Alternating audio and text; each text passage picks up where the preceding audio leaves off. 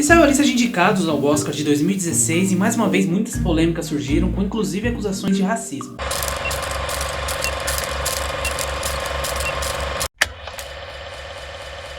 Pois é, Oscar e polêmica sempre andaram lado a lado desde os primórdios da premiação. E é por isso que eu decidi fazer um vídeo com as 5 maiores injustiças da história do Oscar.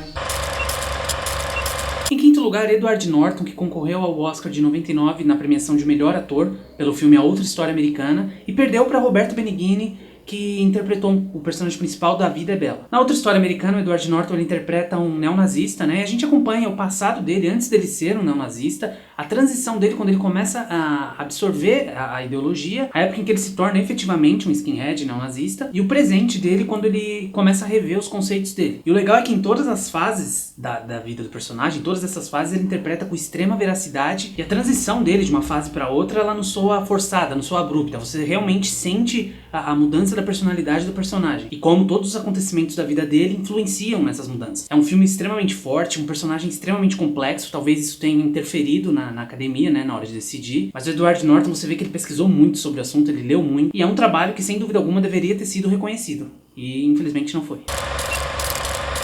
Martin Scorsese na quarta posição, esse que é um dos maiores diretores de todos os tempos e fez alguns dos maiores filmes de todos os tempos, como por exemplo Toro Indomável, 2 dos meus filmes favoritos, que é Taxi Driver e Os Bons Companheiros, e ele não recebeu nenhum Oscar por esses filmes. Só lá na frente com Os Infiltrados, que é um filme, se eu não me engano, de 2006, que ele acabou ganhando o prêmio de melhor diretor, e o filme foi premiado também como melhor filme. E aí você pergunta, onde está a injustiça se ele ganhou o Oscar? Realmente ele ganhou o Oscar, não vou entrar no mérito se foi merecido ou não pelos Infiltrados, até acho que foi, mas a questão é que quando você olha a filmografia de um cara como Martin Scorsese, com todos aqueles filmes que eu falei, e ele não ter sido reconhecido por todos aqueles filmes é meio bizarro. E muito se falou na época que o prêmio pelos Infiltrados foi mais um prêmio de consolação da academia pelos erros que eles cometeram, com as injustiças que eles cometeram com Scorsese no decorrer de todos aqueles anos. E um cara tão bom, tão foda quanto o Scorsese, ele não precisa de um prêmio de consolação. Ele tem que ganhar um prêmio pelas coisas que ele fez de melhor. Então mesmo ele tendo ganhado o Oscar pelos Infiltrados, ficou a sensação que falta ainda alguma coisa pra ele, alguma coisa que ele nunca vai ter porque o tempo passou, as premiações passaram e eles não reconheceram.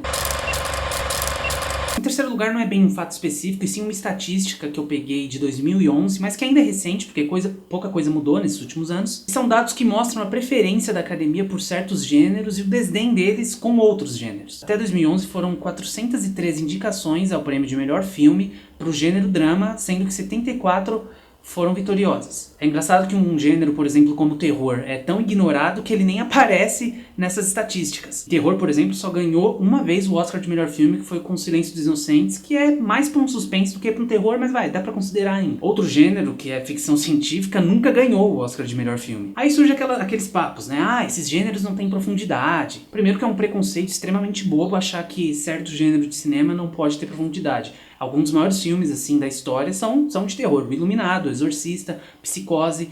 No caso de ficção científica, tem Uma Odisseia no Espaço. Cada filme tem sua proposta e uma proposta não é necessariamente melhor do que a outra. Em outras palavras, se você quiser ganhar um Oscar, faça um drama, um romance, uma biografia, que as suas chances vão ser muito maiores. Em segundo lugar, o mestre do suspense, Hitchcock, que, verdade, ganhou o prêmio de melhor filme por Rebecca, mas que isso não muda o fato que é uma aberração o Hitchcock não ter um prêmio de melhor diretor. Só dele ter dirigido aquela cena de Psicose no banheiro, vocês sabem qual que é, né? Simplesmente é uma das cenas mais icônicas da história do cinema. Outro filme dele, Festim Diabólico, é um filme que só tem 10 cortes e o resto é tudo plano sequência. Imagina um cara naquela época fazer esse tipo de coisa. O cara simplesmente sabia criar tensão como ninguém, e é uma pena que ele nunca teve o devido reconhecimento por parte da academia.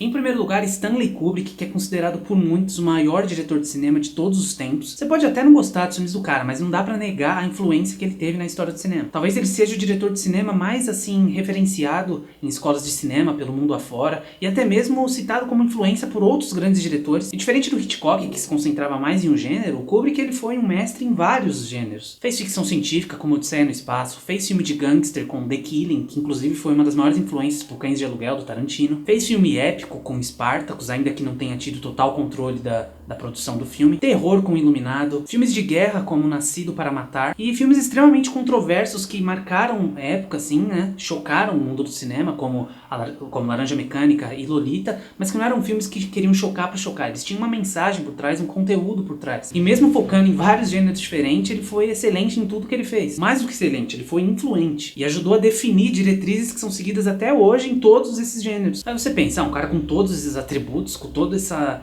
eficiência, essa influência, ele deve ter ganhado algum Oscar, né? E realmente ganhou o Oscar de melhores efeitos especiais por Uma Odisseia no Espaço. Academia. Eu queria que simplesmente alguém da academia sentasse e explicasse como que um cara tão influente como Kubrick, um cara tão foda como ele, nunca ganhou uma premiação que supostamente tem que premiar os melhores. E é por essas e outras que eu costumo dizer que o Oscar é uma premiação legal de você assistir, é bacana e tal, ver toda aquela gente do cinema reunida, porém nem sempre é um parâmetro para definir o que realmente é melhor. Why don't you just give me a bottle of scotch and a handgun to blow my fucking head off? Enfim, pessoal, terminei mais esse vídeo. Se você curtiu, deixa um like, se inscreva no canal, segue nossa página no Facebook, que tá aqui na descrição, e em breve eu tô de volta com mais algum vídeo, beleza? Valeu!